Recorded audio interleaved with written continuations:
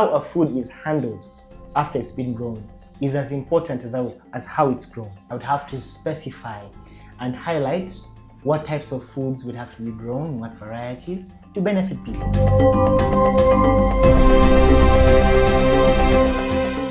Today, we'll explore how expert nutrition knowledge can transform farm yields into nutritional goals for the body and the mind.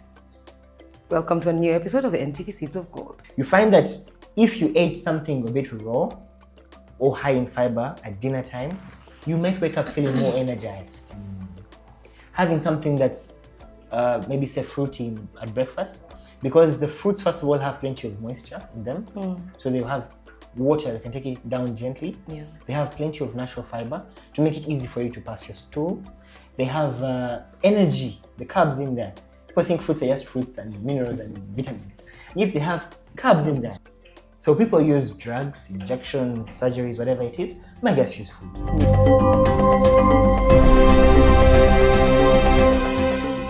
There are misconceptions. Well, should I call them misconceptions? We're not sure yet. But people keep saying you can have dinner after 7. You can have a heavy meal at this time. Your breakfast should be light. Your lunch should be avocado and pineapples. That makes me sad. That likes to eat. That's interesting combination. So put my worries to rest, and tell me, is it that way or should I eat anytime? Okay, the thing is this. Firstly, I want to sympathize with the public because there's so much misinformation out there, so many myths that are being paraded and parroted all the place, reverberated, and people get a lot of information fatigue. Yes. They get fed up of hearing nutritionists because someone says ABCD there and says B there and says C. My advice would be go meet one for yourself. Yeah. The reason why is that those many claims can be neither false nor absolutely wrong, depending on the diet therapy you're on.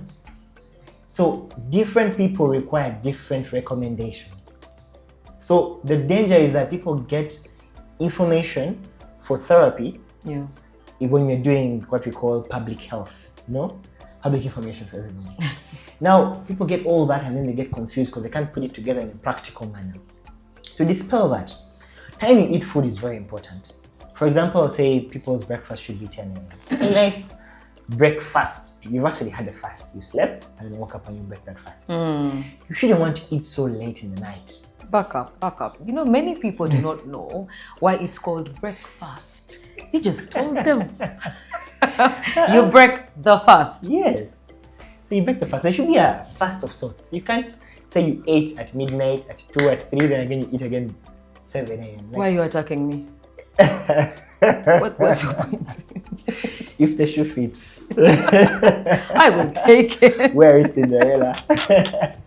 But the thing is this. Now when it comes down to those time of eating food, I'll say that. Then, of course, eating earlier is better. By 6 p.m. Why? Because you want to remain active before you go to bed. When you eat too close to bedtime, it affects the quality of sleep. And what you eat before bedtime is more important than even the time you ate at bedtime. Because if you ate, let's say, a heavy carbohydrate meal right before bedtime, it will interrupt your sleep. Taking a high amount of alcohol might keep you awake, looking, and have very poor quality sleep or feeling tired the very next day. The thing they call the hangover. You find that if you ate something a bit raw or high in fiber at dinner time, you might wake up feeling more energized. Having something that's maybe say fruity at breakfast, may recommend fruits for breakfast. I usually talk about this almost everywhere I go because the fruits first of all have plenty of moisture in them, so they have water that can take it down gently. They have plenty of natural fiber to make it easy for you to pass your stool. They have energy, the carbs in there. People think fruits are just fruits and minerals and vitamins, yet they have carbs in there. They have some sugars, natural sugars, which are good for your energy to kickstart your day. You're looking at your lunch. It's difficult to give a lunch recommendation or breakfast recommendation to the public because people have different lifestyles. Somebody could be digging in the farm.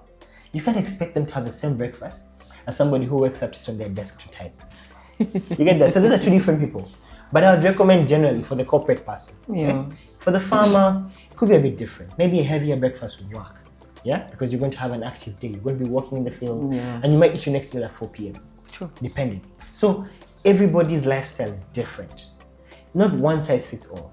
So that could dictate what you have and at what time. Exactly. So it's not very general. So I try so hard to resist from giving absolute information online or for mass media, because people can misunderstand it. Yeah. Someone hears you and says that the nutritionist said don't do this, and yet yes, I said it, but maybe they apply it to you. Yes. So it's not very particular in that sense. So the myths and the best thing to do is look for credible sources. Yeah. Find an authority in the field who you trust, listen to them. Because it take a bit of time for you to learn over time. Yeah. You cannot learn everything in one day. That's true. We took about a couple of years to learn these things. And also a bit of experience to master them. So I would sympathize with somebody who wants to learn nutrition in one sitting, maybe in one meeting or one show or something like that. I follow. I hear you. I hear you. Now, the gold in the seed. Yes. People like to know. Should I venture into it? You know, sometimes at work and people are like, what should I venture into? What should I venture into? And you are a strong advocate for farming. Yes, I am. So what do you have to say to these people in terms of should they venture into farming, and how can you make it profitable? As well as nutritious, because in a way, like you said, I'm growing cassava. I'm going to sell the cassava on the market as is. I'm also going to dry it and probably grind it and make flour. I'm going to add something, and again, there's extra money when I add something to it. You know, you've seen the people that make the porridge with a bit of silverfish in it. Yes. It's more expensive than when it was vis-a-vis normal porridge flour. You know what I mean? So this is something that, especially the youth, they don't get it. And the corporates, they think, if digging, ew, the money in there is money, no? Lots of money. Tell them. So the first thing I'd say is that, honestly speaking, in a country like ours, which has a largely youthful population, with all the energy, the time, they should actually venture into farming, or at least agribusiness. Yeah. You don't have to be the actual farmer. Yes. You could be along the food chain. You could be a supplier, you could be the manufacturer, you could be the salesperson, the packaging person, you could be the nutritionist, the food scientist, you could be the anything, economist. There's so many things you could do within that whole chain. Yeah. Just to give a bit of context, you find that Uganda has a lot of foreign exchange, and through exporting food. Yeah. Things like coffee, yes. There's fruits and vegetables on that list. Even beans, humble beans. Yes. Humble beans actually gross us a lot of money. Cocoa, of course, would be something exotic, but we do have that as well. Has avocado. Has avocado is also there. There's so many things. There's tea, just tea, chai. Yeah, there's money in that. Literally. Vanilla. And vanilla. There's so many flavors. So there's so much you can venture into. Just make sure you inform yourself first, such that you do not make a lot of losses. If you do not know what you're doing, it might not be advisable. So do what you understand. So maybe a bit of training would be good. But start where you are. Start with your backyard. Start from there. Perfect it. Slowly by slowly. You could do, there's so many things in this field that I would want to talk about, and I don't have enough time to do so. There's the food industry, actually restaurants. There's market for that. And it's us who determine the demand and supply. Yes. It's not necessarily, people say healthy food is expensive. It's because you don't buy enough of it. If you buy more healthy food, people will produce more healthy food, process more healthy food, and then the prices will go down. Exactly. Yes? That's very important. And in Uganda, we have a triple burden of nutrition, literally. Whereby you find that there are those who are well malnourished, because they don't have enough food. There are those who are overnourished. They're obese because they eat so much food. And there are those who have hidden hunger. Like you're fine, you look okay. It's not fine, I'm fine. But then you always have I'm stress. lacking something. There's some hormonal imbalances, whatever the case is, because of what? Hidden hunger. Some nutrients, micronutrients missing in your diet. So it's very key that we actually focus on that. There are millions of dollars in exporting food, growing food. It's an industry that we can really, really maximize and can actually make us very prosperous.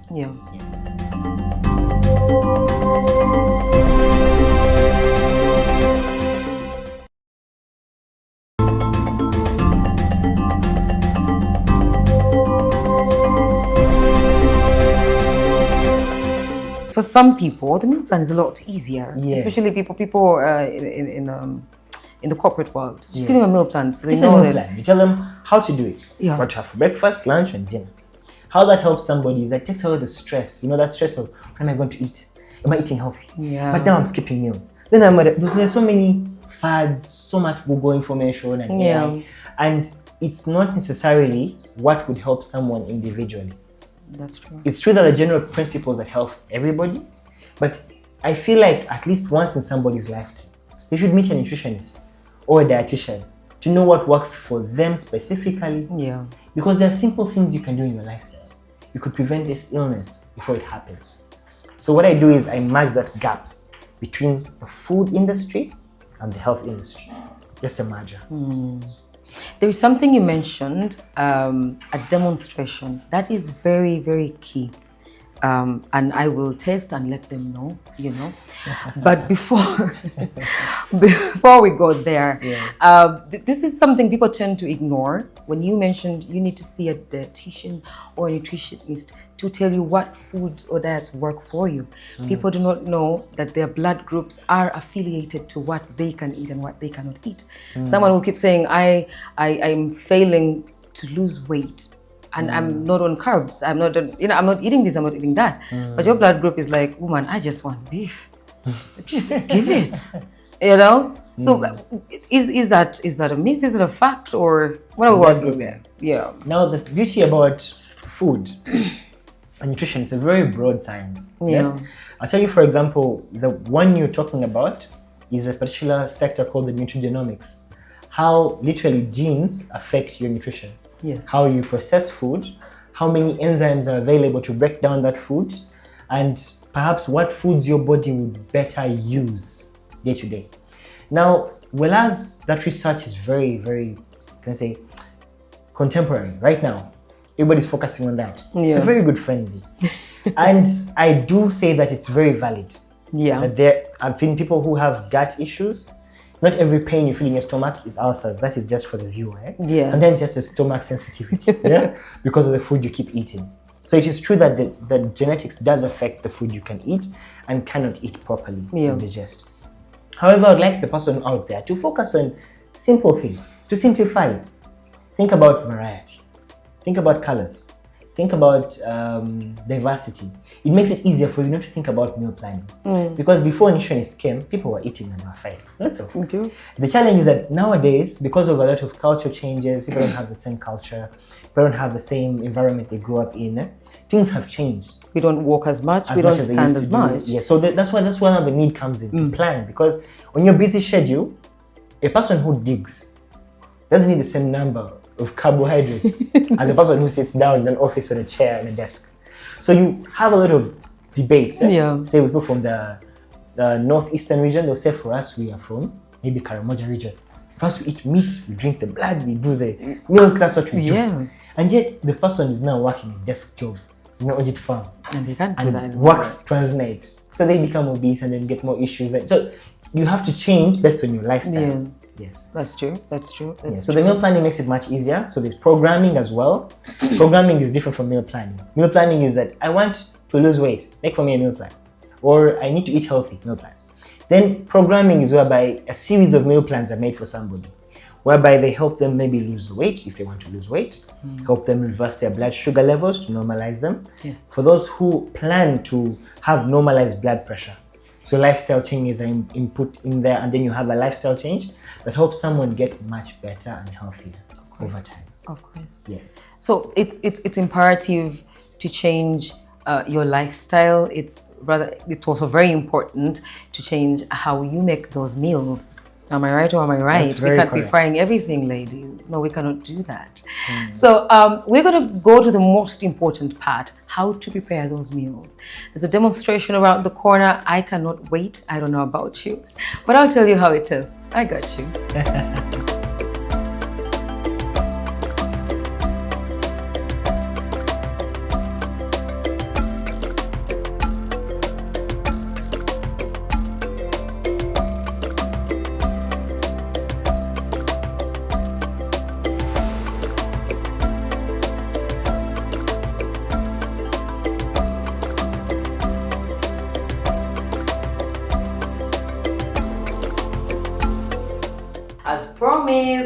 that time, to demonstrate what healthy is. When they say healthy, some of you think a slice of bread and black tea. No, no, no, no. We've got a few things here that can give you an idea of what you should be eating, right? Yeah. All right, talk to me about what we have here, why we should have this. We have a fruit salad, which we take as our breakfast, or you can take it as dinner, as in dessert something. And this whole thing is called a detox meal. Yes. Then this can be taken as our lunch. The cooked veggies and some avocado. You can put some chia seeds since it is a detox meal. And then we have mushroom soup, mushroom and some veggies, and this is boiled, all boiled, steamed, boiled. The veggies are steamed. Yes. That's amazing. When you say detox, this is the kind of meal plan for someone that's trying to lose weight. And all that Yes, stuff. yes, please. I see. Now, me, who is not crazy about the healthy food, what could you, what could I add here, to help me? What could help me, really? This is easy. Everybody likes what's there. Yeah. This, on the other hand, not so much, sweetie. Yeah, you can as well eat it to just maintain, Yeah. or just for fun and Just- and And then I'll get taste. a hang of it. Yeah. So this is steamed, boiled, and that is what Mushroom healthy looks like.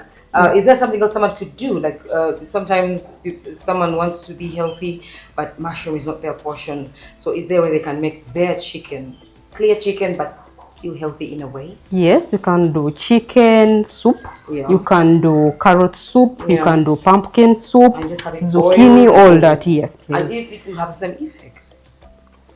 Same effect. It will have the same effect. It's healthy. Yes, it's nutritious. healthy. Yes. You have your protein. Yes, and please. all. Well, and I believe you package these. That you have clients that actually Yes, do please, order we for do. these. Yes, So please. if I want you to give me a meal, I have a plan with you. Yes. So you send me breakfast, lunch. Yes, it depends to what you want. Yeah. Some people maybe may want 2 meals, whereby they want breakfast, lunch, Yeah. and the other ones the whole 3 meals. We Those do are that. just 3 meals a day. Yes, please. So but you deliver to the offices, to their homes. Hey, whatever, at home, office, anywhere, as long as we can access the place very well. Guys. Yeah. It's convenient, it is healthy, it doesn't get any better than this. You know what they say? He is the amicable nutritionist.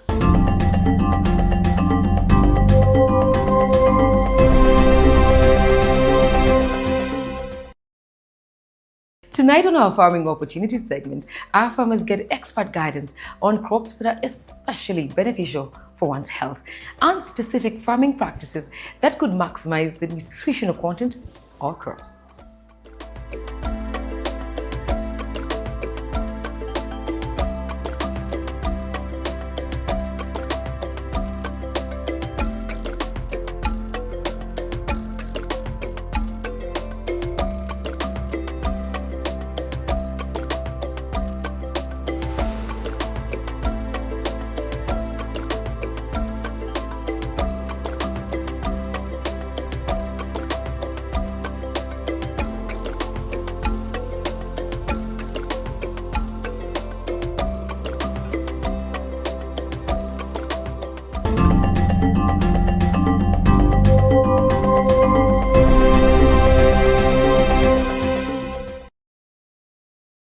I'm going to take this bath and enjoy it, because I deserve it. But that's all we had for you today. Keep those comments coming in, #NTV Seeds of Gold. Don't forget to keep that conversation flowing. Just scan that QR code and we got you. Tell us what you want, tell us what you need, and we are at your beck.